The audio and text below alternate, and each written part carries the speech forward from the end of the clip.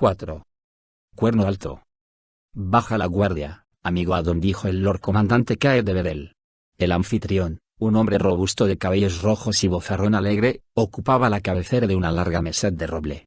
A sus espaldas, el fuego rugía en una magnífica chimenea, e iluminaba la sala con una luz roja amarillenta.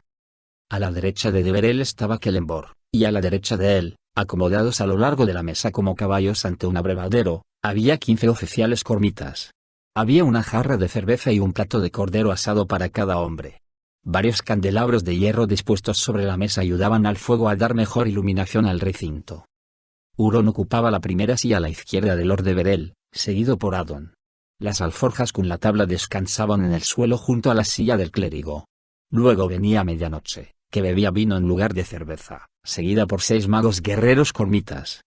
3 criadas se movían entre las sombras laterales, y aparecían cada vez que hacía falta servir más bebida o comida a cualquiera de los comensales. Tú y tus amigos estáis seguros aquí, añadió de Verel, siempre dirigiéndose a Addon. El clérigo sonrió y asintió, pero mantuvo su aire de vigilancia. Medianoche gimió para sus adentros, avergonzada por la descortesía de Addon. Después de perder su libro de hechizos, podía comprender su cautela. Pero él actuaba como si estuviesen acampados en el camino. No había ningún motivo para este comportamiento insultante en un bastión cormita. En el interior de Cuerno Alto, la tabla estaba segura, si es que podía haber algún lugar seguro en los reinos. La fortaleza, ubicada en la única carretera a través de las montañas del Diente de Dragón, había sido construida como un puesto de defensa. Se levantaba en la cima de unos picos escarpados, y sus paredes curvas se abrían sobre precipicios de varios centenares de metros de profundidad. Solo 3 senderos, todos muy fortificados y vigilados, conducían hasta el poderoso castillo. Pero aún así, cada camino acababa en un puente levadizo y una torre de entrada de 3 rastrillos, los más seguros de Cormyr. Debido al caos en los reinos, 75 soldados y 25 arqueros hacían guardia a todas horas en las torres del perímetro defensivo exterior. Una fuerza similar ocupaba la muralla interior, y 8 soldados se ocupaban todo el día del servicio en la torre de vigía. Los alojamientos destinados a los viajeros habían sido convertidos en barracones para los refuerzos. Los huéspedes podían ahora optar entre acampar en las montañas o albergarse en un frío edificio construido deprisa fuera de las murallas. Los 4 compañeros se habían librado de esta incomodidad porque Caer de Verel era un arpista, y deseaba recompensarlos por los malos ratos que Medianoche y Addon habían pasado a manos de los arpistas durante su juicio en el Valle de las Sombras. El grupo tampoco sabía que el comandante Cormita también había recibido un mensaje del Minster en el que solicitaba ayuda para Medianoche y sus compañeros si pasaban por ahí. De Verel cogió una jarra de cerveza que le ofreció una de las criadas, y la puso delante de Addon. No ridiculices mi hospitalidad bebiendo menos de lo que te toca, dijo. Ni una rata entra en Cuerno Alto sin mi permiso. No son las ratas la causa de mi preocupación, replicó Addon, incapaz de apartar de su mente la aparición de Kirik en la posada. El ladrón había dicho que Val los perseguía, y él dudaba de que las defensas de Cuerno Alto fuesen capaces de mantener a raya al señor de los asesinos. Un murmullo de sorpresa se extendió por la larga mesa de banquete, y una expresión sombría apareció en el rostro del anfitrión. Antes de que el Lord Comandante pudiese manifestar su indignación, intervino Medianoche. Por favor, perdonad a Addon, Lord de Verel. Creo que el cansancio le ha hecho olvidar la cortesía. Pero no a mí, exclamó Kelemvor, al tiempo que levantaba la jarra del clérigo. El guerrero había pasado muchas veladas con hombres como de Verel, y sabía lo que se esperaba de los invitados. A la salud de su señoría, dijo, y vació el contenido de la jarra de una sola vez. De Verel sonrió y volvió su atención al guerrero. Mi agradecimiento, Kelemvor Lionsbane. El Lord Comandante se hizo con otra jarra y la bebió tan deprisa como lo había hecho su invitado. Desde luego, la obligación del anfitrión dice que debemos responder jarra por jarra. Llamó a las criadas y les ordenó, mientras señalaba a los oficiales sentados a la derecha de Kelemvor, hasta que él no deje de beber, que no quede vacía la copa de ningún hombre. Los cormitas soltaron una aclamación de compromiso, porque a algunos la orden no les hizo mucha gracia. También Addon gimió por dentro, cuando Kelemvor bebía en exceso. Resultaba muy difícil de tratar. El clérigo pensó que más les hubiera valido alojarse en la casa de huéspedes fuera del recinto fortificado. No se habían apagado los vítores de los oficiales, cuando un paje entró en la sala y se acercó a de Verel. El Lord Comandante le indicó con un gesto que se aproximase.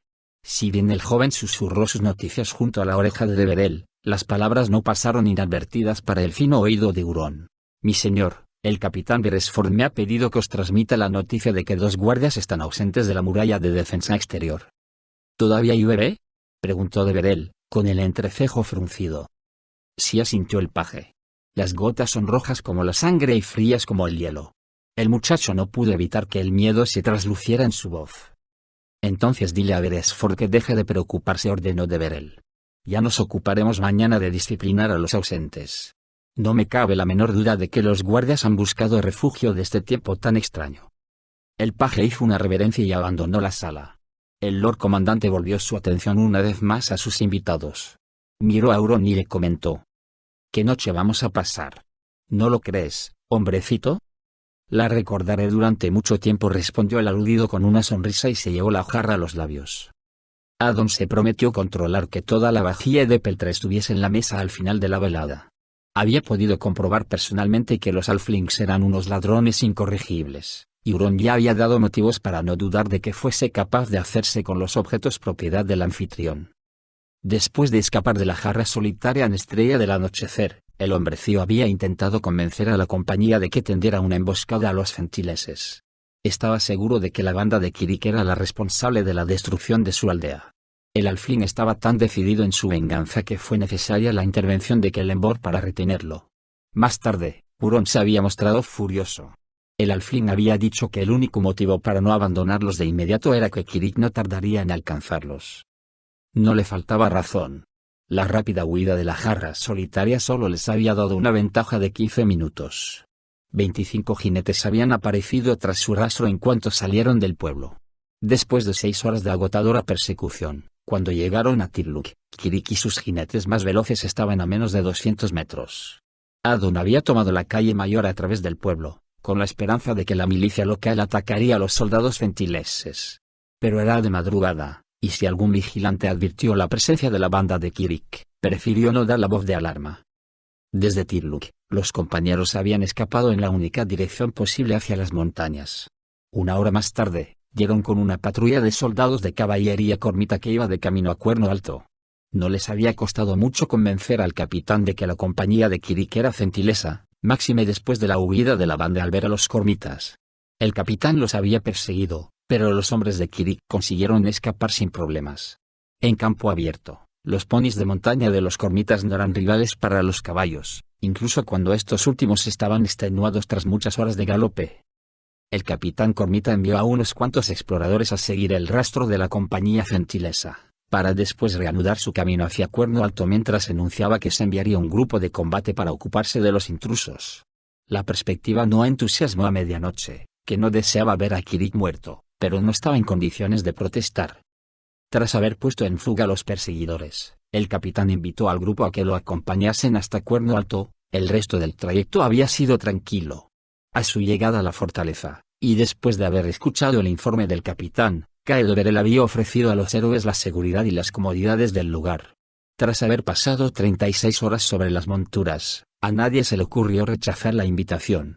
Kelemvor y Medianoche estuvieron felices de poder descansar y relajarse, si bien apartados uno del otro. De hecho, apenas se habían cambiado una que otra palabra desde la salida de estrella del anochecer. Al pensar en la relación entre sus amigos, Addon no podía hacer otra cosa que mover la cabeza. No alcanzaba a comprender en qué residía la atracción que unía a Kelemvor y Medianoche. Cuanto más cerca estaban, más se peleaban. En esta ocasión, el guerrero se había enfadado porque Medianoche no había dado la voz de alarma cuando descubrió a Kirik en el pasillo de la posada. Medianoche justificaba su propia cólera porque Kelemvor había amenazado con la espada a su viejo amigo. El clérigo reconoció que en esta situación debía darle la razón al guerrero. Kirik no se habría colado en la posada si no pretendiese hacerles daño. Addon se rascó pensativo la fea cicatriz en su mejilla al descubrir que estaba de acuerdo en algo con Kelemvor. ¿Os duele, mi señor? ¿Sí me duele qué? Exclamó Addon, sobresaltado. Miró a la criada que lo había interrogado. La cicatriz, mi señor. Os la estabais rascando con mucha fuerza. ¿Es posible? Preguntó Addon. Dejó caer la mano sobre el muslo, y torció un poco el rostro para que la marca roja fuese menos aparente. Tengo un pequeño frasco de ungüento calmante. ¿Podría llevarlo esta noche a vuestra habitación? Preguntó la muchacha, esperanzada. El clérigo no pudo menos que sonreír. Había pasado mucho tiempo desde que una mujer se le había ofrecido con tanto descaro. Además, la criada era bonita y tenía una figura generosa y bien formada por el duro trabajo. Sus cabellos rubios le caían sobre los hombros como un chal de seda, y en sus ojos azules brillaba una chispa de inocencia que de ninguna manera implicaba una falta de experiencia. Parecía demasiado hermosa para pasar su vida sirviendo cerveza en los salones de la tétrica fortaleza. Creo que el ungüento no servirá de mucho, respondió con voz dulce. Pero desde luego sería un placer tener tu compañía. Se apagó la conversación en la cabecera de la mesa, y Kelemborg miró al clérigo con las cejas enarcadas. Al comprender que había cometido una falta social, Adon se apresuró a añadir: quizá podamos discutir tú, mi señor. Preguntó la muchacha, impaciente con sus titubeos. ¿Eres feliz con tu condición de criada? Sin duda, tendrás otras ambiciones. Podríamos hablar. Me gusta lo que hago, respondió la joven, enfurruñada. Y no es precisamente charla lo que yo esperaba. Lord Everell soltó la carcajada al escuchar la respuesta. No desperdicies tus encantos con él, Trent, dijo el comandante, antes de volver a reír. Los oficiales dieron palmadas sobre la mesa mientras estallaban en fuertes risotadas. Kelemborg frunció el entrecejo, sin saber muy bien si no había entendido la broma o la situación no tenía nada de gracioso.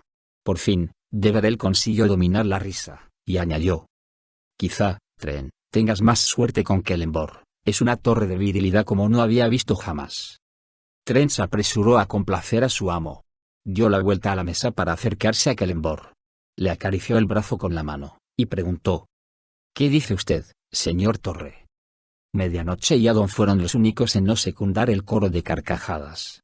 Kelemborg bebió un buen trago de cerveza, y después dejó la jarra sobre la mesa. ¿Por qué no?, replicó, con la mirada puesta en Medianoche. Alguien tiene que disculparse por la descortesía de Adon. El guerrero pretendía provocar a Medianoche. Se sentía confuso y herido por la amargura de la discusión referente a Kirik, y no conseguía evitar pensar que había algo en el tema que escapaba a su comprensión. Si su coqueteo molestaba a la muchacha, al menos sabría que él le interesaba lo suficiente para despertar sus celos. En el momento en que Trent deslizó sus dedos por debajo de la camisa de Kelemborg, Medianoche ya no pudo contenerse por más tiempo. Dejó con violencia su copa de vino sobre la mesa. Eso es algo que Adon debería hacer por sí mismo, dijo, con voz fría. Un murmullo de sorpresa recorrió la mesa. Kelemborg le sonrió a Medianoche, que le contestó con una mirada furiosa. Trent retiró la mano del pecho del guerrero, y dijo: si este hombre os pertenece, mi señora, no pertenece a nadie. La interrumpió Medianoche, poniéndose de pie. No tenía ninguna duda de que Kelemborg había intentado provocarla, y lo había conseguido. La maga de cabellos negros frunció el entrecejo y se volvió hacia Deverell. Estoy cansada, Lord, y quisiera retirarme. Sin esperar respuesta, dio media vuelta y abandonó la sala. Nadie habló durante unos momentos hasta que Trent se dirigió a Lord Deverell. Lo lamento, señor, yo solo pretendía, no ha sido más que una broma fallida, muchacha, la interrumpió Deverell. No pienses más en ello. La muchacha hizo una reverencia, y luego se marchó hacia las cocinas. Kelemborg acabó su cerveza, y levantó la jarra para que le sirviesen más. Adon se alegró de la marcha de la criada. Los próximos días prometían ser difíciles para Kelemborg y Medianoche. El clérigo sabía que ambos estaban enamorados, si bien por el momento las pequeñas rencillas evitaban que los dos se dieran cuenta de ello. Pero si tardaban mucho más en poner en claro sus sentimientos, el viaje que les esperaba podía resultar interminable. Todo hubiese sido más simple, pensó Adon, en el caso de que Medianoche hubiese sido un hombre o, mejor todavía, Kelemborg una mujer. El paje apareció una vez más y se acercó a Lord Deverell. En el silencio de la sala, resultó imposible no escuchar sus palabras susurradas. Mi señor, el capitán Beresford me ordena que os avise de la ausencia de 3 centinelas de la muralla interior. ¿La muralla interior?, exclamó Deverell. ¿Allí también? El comandante reflexionó durante unos segundos, mientras murmuraba alguna cosa. Al igual que todos los otros en el salón, estaba un tanto bebido, demasiado borracho para adoptar decisiones. Por fin, contestó: la disciplina de Beresford deja mucho que desear. Dile al capitán que yo mismo me encargaré de solucionar el problema, por la mañana. Huron dirigió a Adon una mirada de inquietud. El hecho de que 5 guardias abandonaran sus puestos en una misma noche resultaba extraño. En voz muy baja, mirando a Kelemborg, quien acababa de tomar su tercera jarra desde la salida de medianoche. El alfling dijo al clérigo: «Es probable que esta noche durmamos poco». El clérigo asintió, lo invadía una repentina sensación de funesta intranquilidad. «Veré si puedo conseguir que no beba tanto», respondió. Al igual que a Euron, no le hacía muy feliz la perspectiva de dormir en un castillo donde los guardias abandonaban sus puestos. El hecho de que Celeborn se fuera a dormir embriagado, solo aumentaba su nerviosismo. Pero antes de que Addon tuviese la oportunidad de hablar con el guerrero, Lord Everel alzó su jarra y propuso un brindis. «Bebamos a la salud del señor Celeborn y la señora Medianoche. Que ambos descansen bien», le guiñó un ojo al guerrero, si bien en camas separadas. Las risas y los gritos de los oficiales festejaron la ocurrencia de su comandante. «Desconozco las intenciones de la señora Medianoche», dijo Celeborn, mientras se llevaba la jarra a los labios, «pero el señor Torre no dormirá esta noche». «Si bebes más cerveza», afirmó Addon, al tiempo que se ponía de pie, «la decisión ya no será tuya. Venga, nos espera una cabalgata muy dura y necesitamos descansar unas horas». «Tonterías. Tonterías», gritó Lord Everel, feliz de que la reunión recuperara su aire festivo. «Mañana habrá tiempo de sobra para descansar. Medianoche ha dicho que necesitaba todo un día para reescribir su libro de hechizos, ¿no es así?» «Muy cierto, mi señor», replicó Addon. «Pero llevamos mucho tiempo de viaje y no estamos acostumbrados a manjares tan suculentos. Puede que Celeborn lamente los excesos de esta noche varios días». El guerrero de ojos verdes frunció el entrecejo y miró disgustada al clérigo, por la inesperada reprimenda. «Por la mañana, estaré tan fuerte como un toro», se vanaglorió, poniéndose de pie sin mucho equilibrio. «Además, ¿quién te ha elegido capitán?» «Tú lo hiciste», respondió Addon. El clérigo dijo la verdad tal como la conocía. Celeborn había perdido el sentido de la misión. El rodeo para ir a Robles Negros solo había sido un ejemplo de la incapacidad del guerrero para mantener presente que su primer objetivo era recuperar las tablas. Alguien tenía que asumir el mando, y Medianoche, a pesar de su inteligencia, se había mostrado poco dispuesta a encabezar la compañía. Esto había dejado a Addon como líder, y el hombre estaba dispuesto a cumplir con su obligación con toda su voluntad y empeño. «Yo no hice tal cosa», respondió Celeborn, mientras se desplomaba poco a poco en su silla. «Jamás se me ocurriría seguir a un clérigo sin fe». Addon pestañeó, pero no dijo nada. Sabía que el guerrero debía de estar muy inquieto y muy borracho para atacar a su amigo con tanta crueldad. Después de un suspiro, el clérigo contestó: «Como quieras».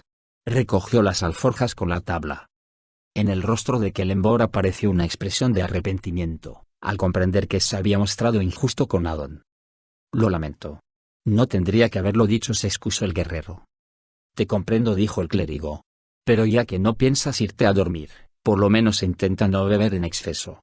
Se volvió hacia Lord Everel. «Si me perdonáis, estoy muy cansado». Lord Everel asintió, satisfecho de librarse del aguafiestas. Tras la marcha de Addon, el humor de Celeborn se hizo más sombrío. Habló poco, y bebió incluso menos. Y sobre los hombros de Euron recayó la responsabilidad de mantener la alegría de la fiesta, cosa que hizo con la narración de cuentos y poesías de los halflings. Por fin, 2 horas más tarde, Lord Everel bebió una jarra de más y se desplomó en su silla, desmayado. Los 6 oficiales con mitas que habían superado el aguante de su señor, soltaron suspiros de alivio y se pusieron de pie. Mientras protestaban por lo tarde de la hora, recogieron a su lord comandante y se lo llevaron a la cama. Por su actitud impaciente, el halfling supuso que esta escena se repetía con demasiada frecuencia para sus gustos. Después de acompañar a Celeborn hasta su habitación en el tercer piso de la torre, Euron bajó al segundo y espió en los dormitorios de Medianoche y Addon. Ambos dormían a pierna suelta, así que él se dedicó a investigar el alcázar. Mientras el halfling se ocupaba de explorar, Addon disfrutaba de un sueño tan grato y placentero como hacía mucho tiempo que no tenía. Si bien el clérigo no había sido consciente de ello hasta el momento de abandonar la mesa de Lord Everel, los 2 días de cabalgata casi ininterrumpida habían agotado sus fuerzas. Se había desplomado en la cama sin siquiera quitarse la ropa. Pero Addon no había olvidado la desaparición de los 5 guardias o el peligro que acechaba a la compañía, y parte de su mente se mantenía alerta. Por lo tanto, cuando se encontró completamente despierto con el vago recuerdo de haber oído un grito, no dudó ni por un instante de que algo no iba bien. Su primer pensamiento fue que Baal había venido en busca de la tabla. La mano de Addon se deslizó por debajo del jergón de paja, y respiró aliviada al sentir la suavidad del cuero de la alforja. El clérigo permaneció inmóvil, a la espera de escuchar otro grito. Los únicos sonidos eran el de su propia respiración agitada y el repiqueteo de la lluvia en las persianas. Durante otros 30 segundos, todo estuvo inmóvil en el interior del cuarto a oscuras. Addon comenzó a pensar que el grito había sido parte de un sueño, y sonrió para sí mismo. Hacía mucho tiempo que la oscuridad no le producía este miedo. Pero Addon no se sentía ridículo por estar asustado. Baal estaba sobre el rastro del grupo, y la única protección ante el señor de los asesinos era la bendición de otro dios. Él ya no podía proveer tal protección y, por un instante, pensó si no había sido un error apartarse de Sune Cabellos de Fuego.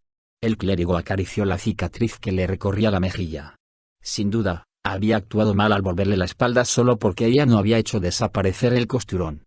En unos tiempos tan revueltos, había sido una actitud muy egoísta esperar que ella se ocupara de reparar el daño sufrido en su cara. Ahora, había aprendido a aceptar el hecho, de la misma manera que aceptaba la imperfección. No obstante, seguía sin resignarse a la indiferencia de los dioses ante sus fieles. Desde su juventud, él había venerado a Sune, convencido de que la diosa lo protegería a cambio de su dedicación.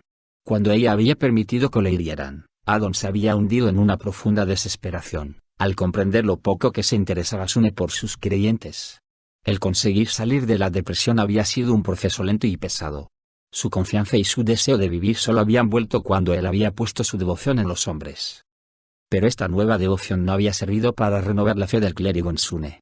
De hecho, cuanto más se dedicaba a los hombres, más rencor sentía hacia Sune y todos los demás dioses por abusar de la fe de sus adoradores mortales. Por desgracia, había sido la fe en Sune la que dotaba a Addon con los poderes de un clérigo. Por muy profunda y sincera que fuese su devoción por los hombres, no conseguiría recuperar los poderes.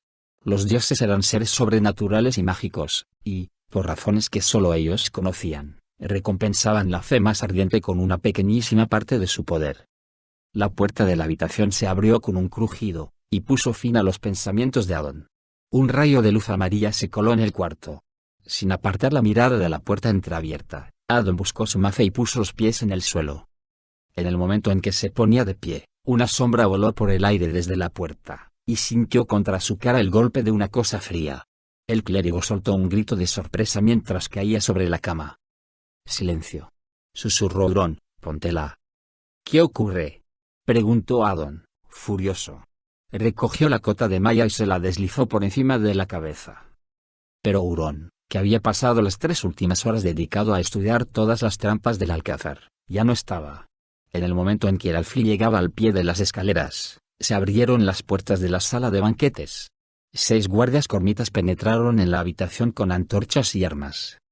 «Halur, ayúdame a barrar las puertas», ordenó el sargento, espada en mano, Kiel, Makar y los demás, a las escaleras.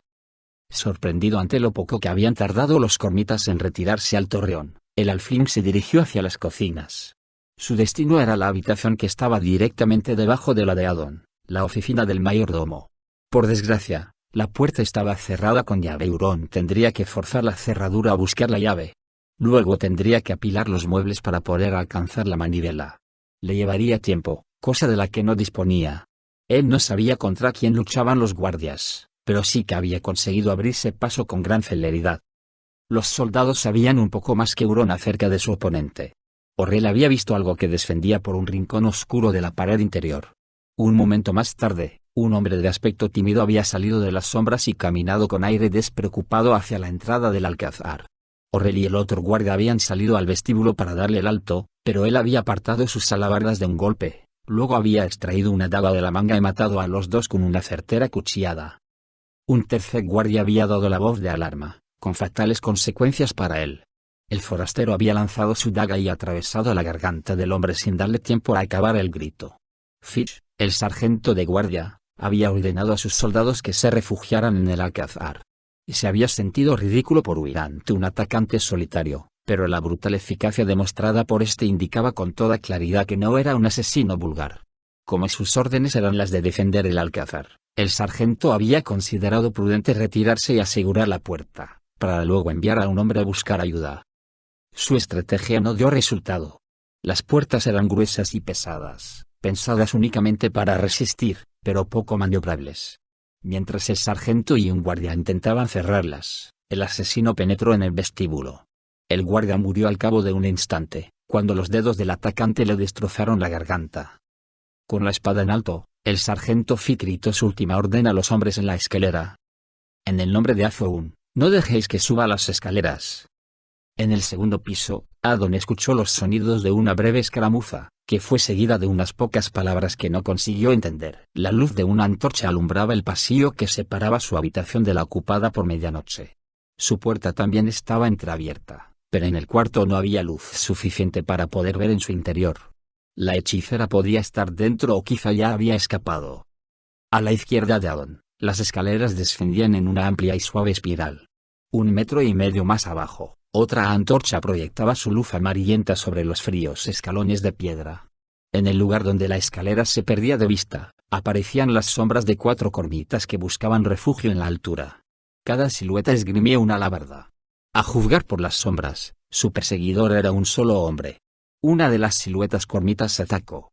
Hubo un momento de gran actividad, después sonó una risa suave, y al cabo de un segundo, un grito de agonía. Los otros 3 guardias retrocedieron un paso más. Sus espaldas protegidas por cotas de malla negras aparecieron ante los ojos del clérigo, pero el atacante continuó invisible. Adon no podía creer que un hombre solo pudiese atacar con semejante fiereza, pero no habían más sombras. El clérigo no dudó ni por un momento que el misterioso agresor venía en busca de la tabla. Fue hasta las ventanas de su habitación y abrió las persianas. El agua de la lluvia le azotó el rostro. Sin pensar en la tormenta, Adon dejó la tabla en el alero. Si era necesario, podría arrojarla antes de permitir que cayese en manos enemigas. Con un poco de suerte, alguno de los hombres de Deverell podría recogerla y escapar con ella. Cuando volvió a la puerta, con la maza preparada, solo quedaban 2 guardias. Estaban en el descanso del segundo piso, y hacían frente al ataque a pesar del terror que se reflejaba en sus rostros. 2 escalones más abajo estaba el misterioso asesino. Cuando Adon vio al hombre pequeño, no pudo menos que sorprenderse ante el miedo de los soldados cormitas. El hombre no medía más de 1,60 m, y era de complexión delgada. Su cabeza calva estaba tatuada con espirales verdes y rojas, pero esto no era lo único un poco extraño en su apariencia. Como colgados de la frente, aparecían su nariz casi ridícula y los ojos saltones. Las únicas características destacables de su rostro eran sus orejas como pantallas y los dientes de conejo. En conjunto era una cara tan fea que Adon dio gracias por su propio aspecto, a pesar de la herida. El cuerpo del hombre no era más que una bolsa de huesos que se mantenían unidos solo por nervios y fuerza de voluntad. Pequeños cortes y heridas lo cubrían de pies a cabeza. «¿Qué os pasa?», exclamó Adon. «Detenedlo». Uno de los cormitas desvió la mirada hacia el clérigo, y replicó: «Inténtelo usted o quítese de en medio». Un clamor sonó en el exterior del edificio al correr la voz de que atacaban el alcázar. El hombre de la cabeza tatuada se detuvo por un momento a escuchar, y luego con toda tranquilidad volvió su atención a los 2 guardias. Dio un paso adelante y, sin el menor esfuerzo, les quitó las alabardas como si no fuesen más que palillos. «¡Atrás!», gritó uno de los soldados, al tiempo que lanzaba un puntapié contra el hombre calvo. La bota del guardia golpeó de lleno en la frente del desconocido. El golpe tendría que haber sido suficiente para lanzarlo escaleras abajo, pero la cabeza tatuada solo se sacudió. Luego el atacante soltó un gruñido y, con una agilidad y rapidez asombrosas, quebró la pierna del soldado de un solo golpe. El guardia gritó y cayó al suelo, su cabeza dio contra uno de los escalones de piedra y se partió como una calabaza. De repente Adon comprendió por qué los guardias no conseguían detener al atacante. El hombre pequeño era un avatar. Sin poder contenerse, mientras alzaba su maza, exclamó: «Val». El avatar se volvió hacia el clérigo y entreabrió sus labios delgados para dedicarle una sonrisa de reconocimiento. Una ola de miedo sacudió el cuerpo de Adon, sin que él pudiera hacer nada por controlarlo. Cuando se había enfrentado a Van en parecidas circunstancias, el clérigo había contado con su fe para fortalecerse. La muerte no lo había asustado, porque creía que morir al servicio de Sune presentaba el más grande de los honores, y su recompensa sería infinita en el más allá. Ahora no disponía de las mismas garantías. Adon había abandonado a la diosa y, si moría, no le esperaba más que la desesperación y la nada eterna. Y lo que era peor, no habría nadie para solucionar las cosas. Val se haría con la tabla y sumergiría a la humanidad en la oscuridad y la miseria. El último guardia dejó caer la alabarda y desenvainó la espada. Se agazapó en posición de combate y ejecutó con la espada diversas fintas defensivas. Un par de escalones más abajo del rellano, Baal volvió su atención al soldado. El cormita se arriesgó a dirigir una mirada a Adon y le preguntó: ¿Está de mi parte? Sí, respondió Adon, con un nudo en la garganta. El clérigo salió de su habitación y se colocó junto al guardia que había caído un momento antes. El soldado restante se colocó al otro lado del rellano, y luego alzó la espada. Con toda deliberación le cedió el paso al dios para que Adon pudiese lanzar su ataque. Sin preocuparse de la trampa, Baal se adelantó, y Adon descargó la maza contra la cabeza del avatar. El dios se agachó y esquivó el golpe. Tampoco el cormita tuvo mejor suerte, porque antes de poder lanzar su estocada, el señor de los asesinos le dio un puñetazo en el abdomen. El hombre trastabilló pero no pudo evitar ir a parar contra la pared. Baal se plantó delante del clérigo. Sin apartar su mirada de los ojos del avatar, Adon se puso en guardia con la maza en alto. El cormita se adelantó un paso y también levantó su espada. Con una voz que parecía más un jadeo, el guardia preguntó: ¿Y ahora qué? Ataca, gritó Adon. El soldado acató la orden y descargó un mandoble con todas sus fuerzas. Baal dio un paso al costado y eludió el golpe, para de inmediato moverse de espaldas hacia el cuarto de medianoche. De repente la puerta de la maga se abrió del todo. Medianoche apareció en el hueco, daga en mano. Había vigilado el desarrollo del combate sin decir ni una palabra, mientras maldecía para sus adentros la pérdida del libro de hechizos, y aguardaba el momento para atacar. Por fin, había llegado. Clavó la daga en la espalda del avatar. Los ojos de Baal se abrieron en una expresión de sorpresa. En cuanto hizo el gesto de volverse, Adon aprovechó la oportunidad para un ataque fácil, y descargó un mazazo contra las costillas del avatar. Se doblaron las rodillas del dios, y cayó por las escaleras, con un rugido furioso. El cuerpo se detuvo 6 escalones más abajo, con la daga de medianoche todavía clavada en la espalda. La hechicera preguntó: ¿Estará muerto?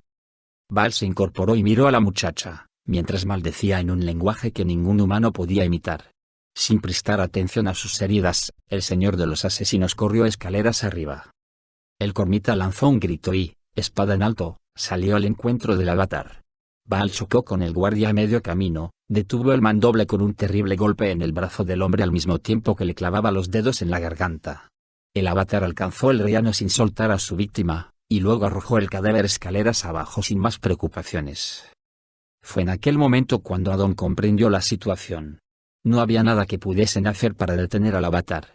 Baal daba vida al cuerpo con sus propias fuerzas vitales. El ruido de las botas y un coro de gritos anunció la llegada de refuerzos al alcázar. «¡Corre, medianoche!», gritó Adon, «no podemos matarlo». El clérigo se volvió hacia su cuarto, con la intención de arrojar la tabla por la ventana. Baal sonrió, y luego se acercó a medianoche. «Adon», chilló la maga, «¿qué haces?». No podía creer que su amigo la dejase librada a su suerte. El grito de medianoche hizo que Adon recobrara la sensatez.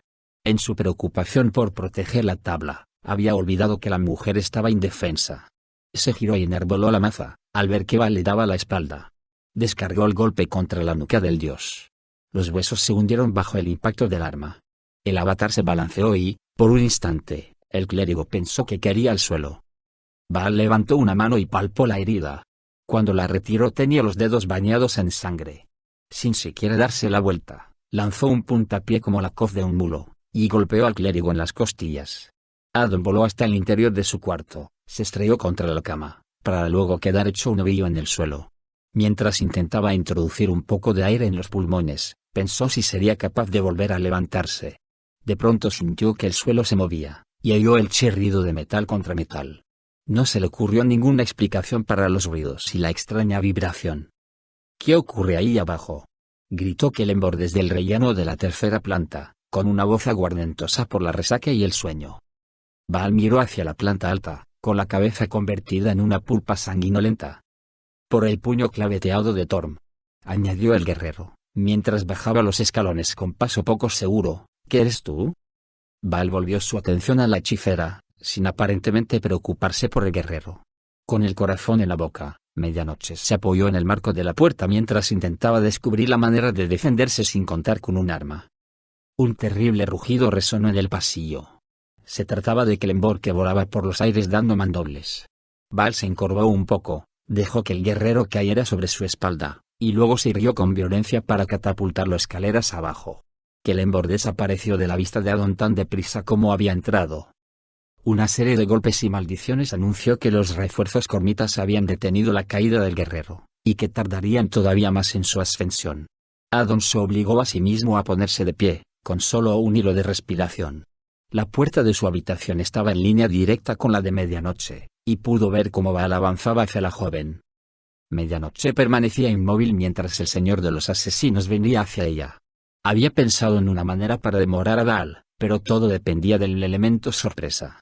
Cuando el dios puso un pie en el umbral, ella cerró la puerta con todas sus fuerzas. El movimiento pilló desprevenido al dios, y la pesada puerta le dio de lleno en el rostro.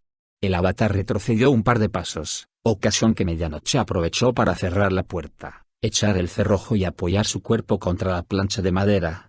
El obstáculo no demoraría mucho al avatar, pero al menos disponía de unos segundos para pensar en algo mejor. Baal permaneció en la mitad del pasillo con la mirada puesta en la puerta cerrada, mientras descargaba su ira en un torrente de maldiciones e insultos. Adon podía comprender muy bien la sorpresa del cruel dios ante la jugarreta de Medianoche, porque también a él le había resultado inesperada. No obstante, no conseguía entender por qué Baal solo parecía interesado por ella. Quizás el dios suponía que la tabla se encontraba en su poder, o, sin saber que su libro de hechizos había desaparecido, tenía más miedo a la magia que a su maza. Pero razones aparte, el clérigo decidió aprovechar la situación. Se asomó a la puerta. En las escaleras, vio a Celeborn y a 8 cormitas apilados, aturdidos y quejosos.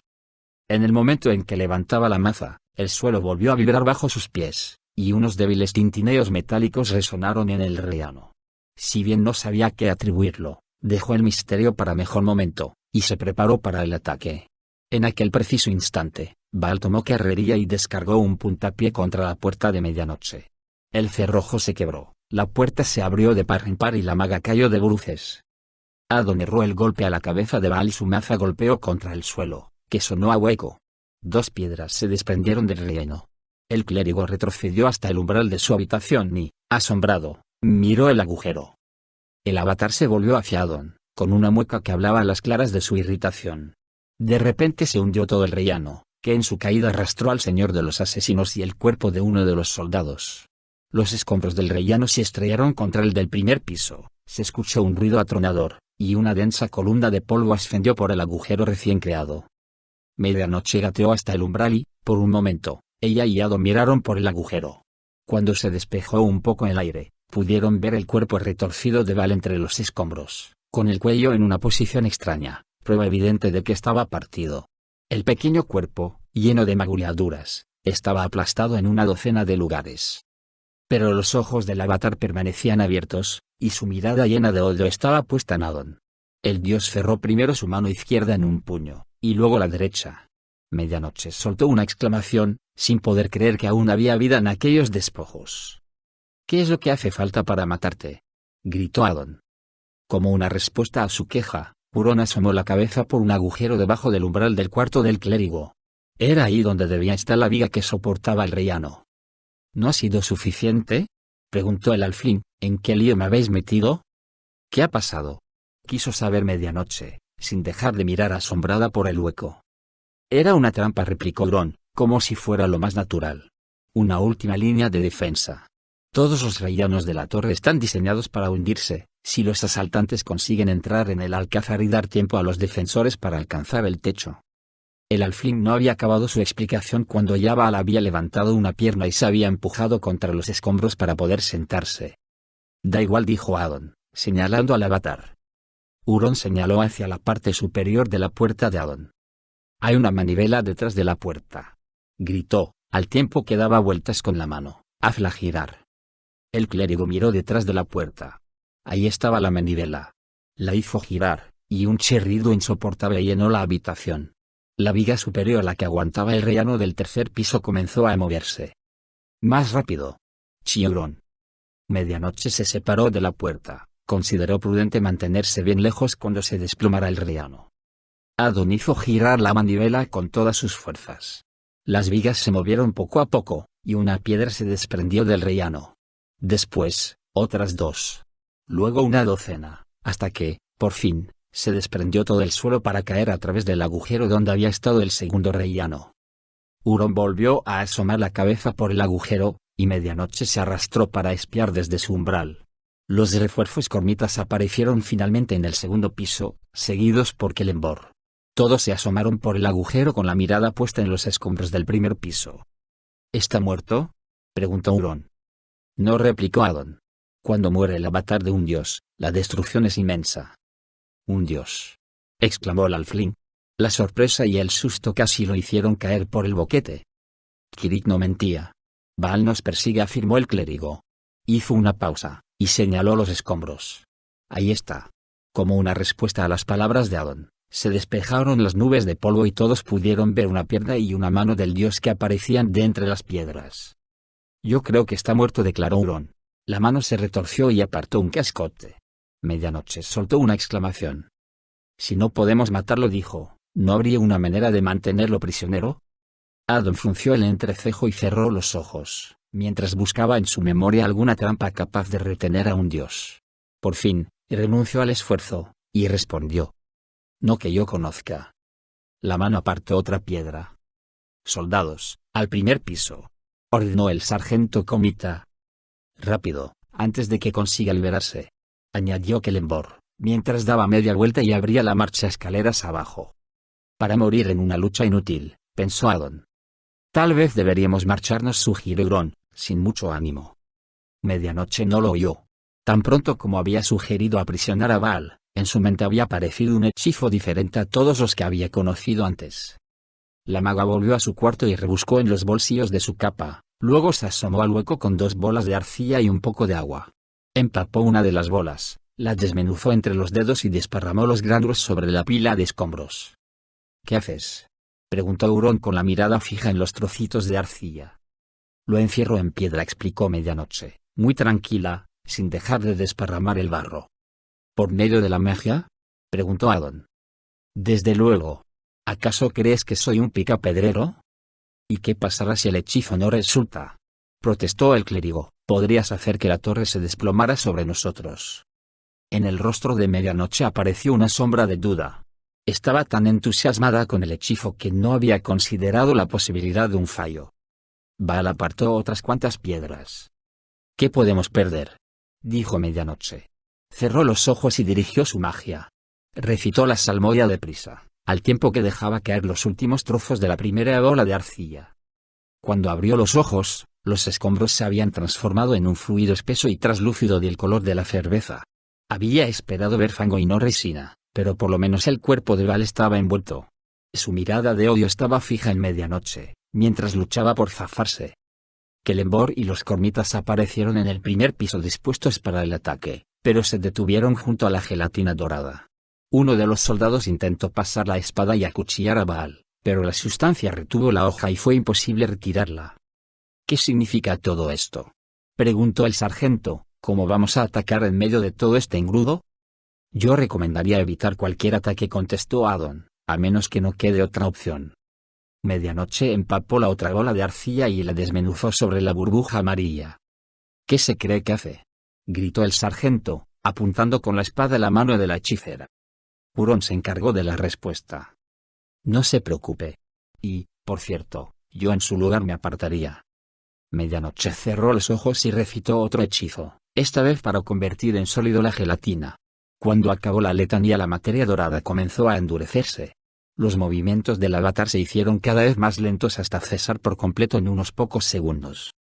El sargento Cormita dio unos golpecitos con la espada en la sustancia, y se escuchó el sonido característico del metal al chocar contra el granito. ¿Dónde has aprendido este hechizo?, preguntó Adon. Apareció de pronto en mi cabeza, contestó Medianoche, con voz débil y cansada. Yo tampoco lo entiendo. De repente experimentó un fuerte mareo, y comprendió que el hechizo había exigido mucho más de sus fuerzas de lo que imaginaba. Por un momento, Adon no apartó la mirada de Medianoche. Al parecer, cada día la joven aprendía algo nuevo de su magia. Recordó los poderes que como clérigo había tenido, y no pudo menos que sentir el picor de la envidia. ¿Crees que aguantará?, preguntó Kellenborg, con la punta de la espada apoyada en la materia dorada. Adon contempló la prisión de Baal. El fluido se había convertido en una capa de 50 centímetros de roca clara y cristalina. En su interior, El avatar continuaba con la mirada clavada en medianoche. Así lo espero, respondió el clérigo, y miró el rostro cansado de la hechicera.